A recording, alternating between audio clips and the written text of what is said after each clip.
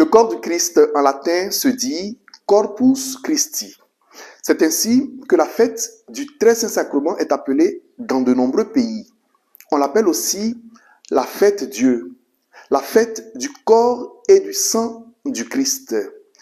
Chers frères et sœurs, en ce dimanche de la solennité du Très Saint Sacrement, je voudrais nous inviter à réfléchir sur un aspect très visible de cette célébration. Les processions du Saint-Sacrement dans nos villes et villages, dans nos quartiers et campements. Quelle est la signification de cette pratique publique de notre foi? Bonjour chers frères et sœurs, chers amis abonnés, à vous tous, bonjour. Une fois de plus, merci pour votre fidélité à notre chaîne d'évangélisation et bienvenue à Parole de Dieu au quotidien.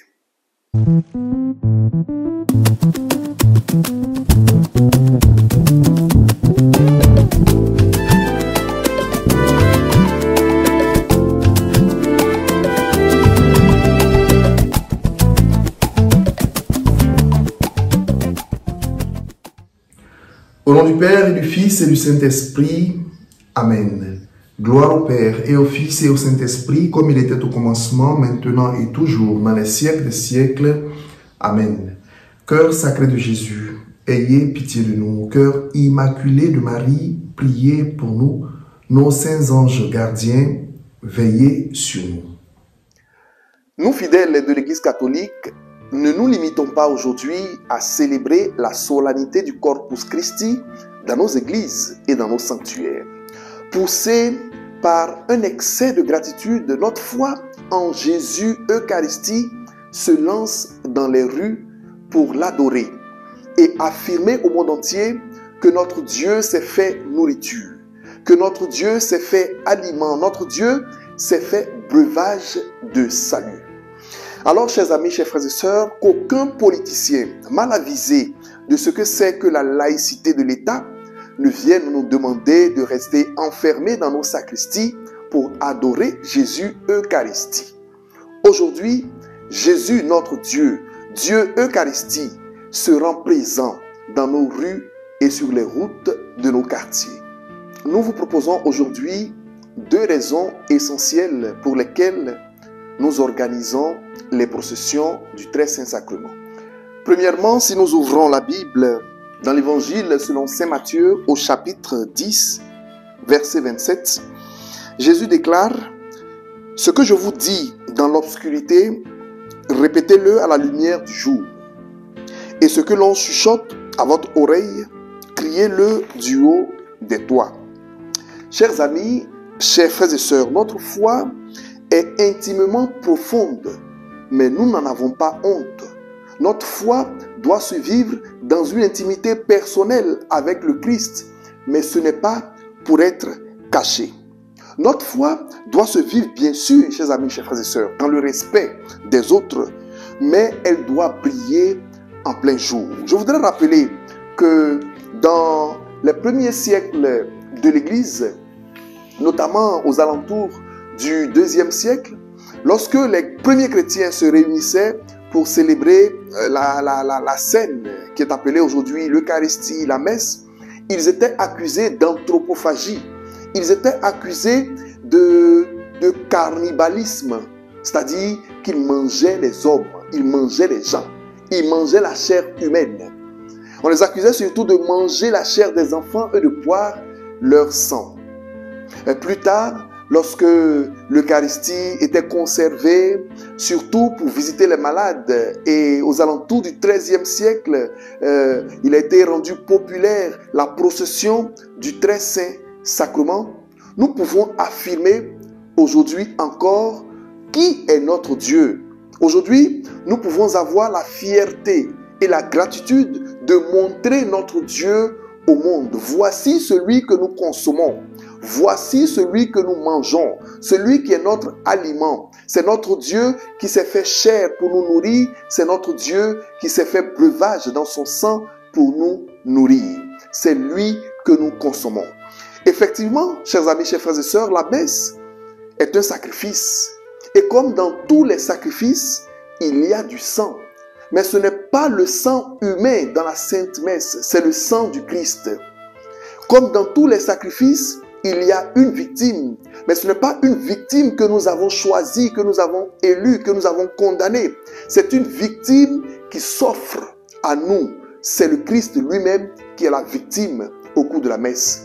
Comme dans tous les sacrifices, il y a un autel. Mais l'autel du sacrifice de la messe, c'est la croix du Christ sur laquelle lui-même il s'offre pour notre salut.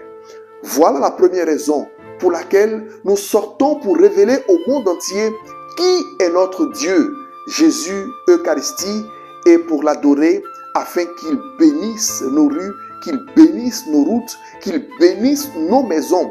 Non pas seulement la maison des chrétiens, mais la maison de toute personne où Jésus passe.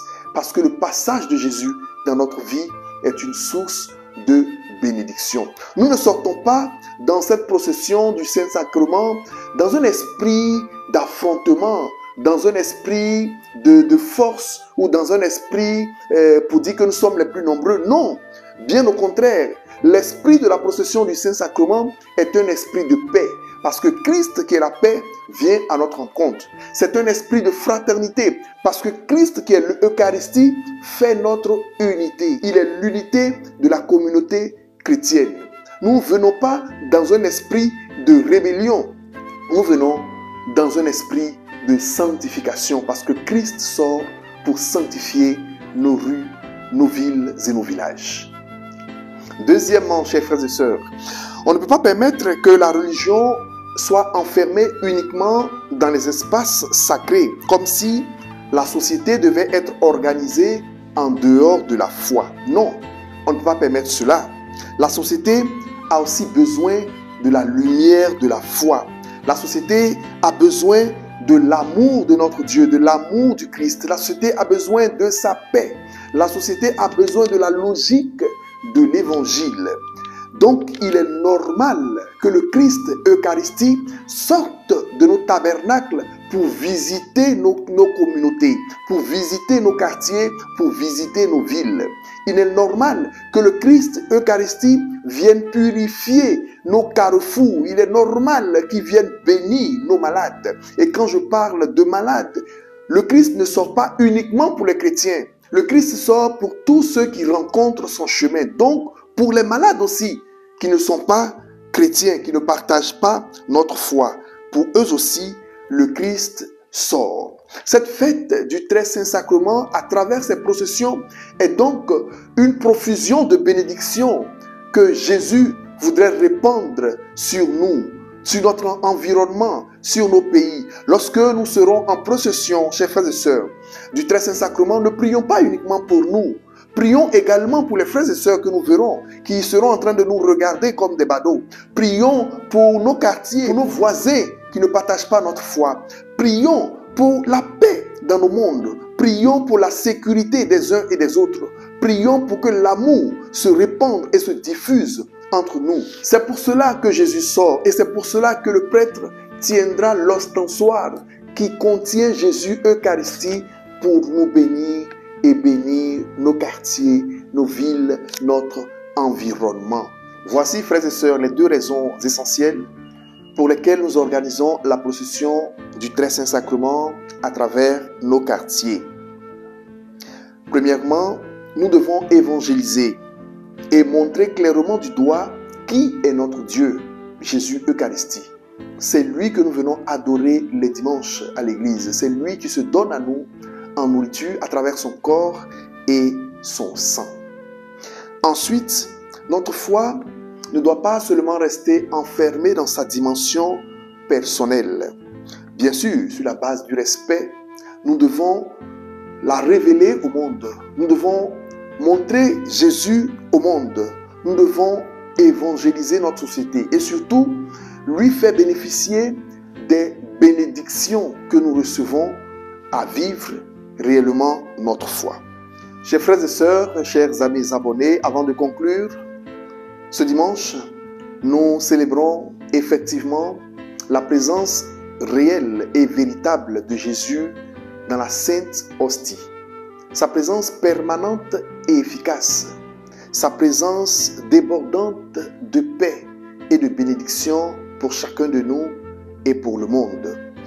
Qu'à travers les processions du Très Saint Sacrement qui seront organisées en cette fête du Corpus Christi, Jésus, présent dans l'Eucharistie, nous bénisse, qu'il guérisse nos malades, qu'il purifie nos maisons et nos rues, qu'il garde nos pays dans la paix. Et que Dieu Tout-Puissant vous bénisse, au nom du Père et du Fils et du Saint-Esprit. Amen. Chers frères et sœurs, plus que 2 personnes et nous atteindrons le nombre de 1500 abonnés. Comment ne pas vous dire merci et bénir le nom du Seigneur, car c'est pour sa gloire que cette œuvre est faite. Bon dimanche du Très Saint Sacrement. Prenez soin de vous et portez-vous bien. Au revoir.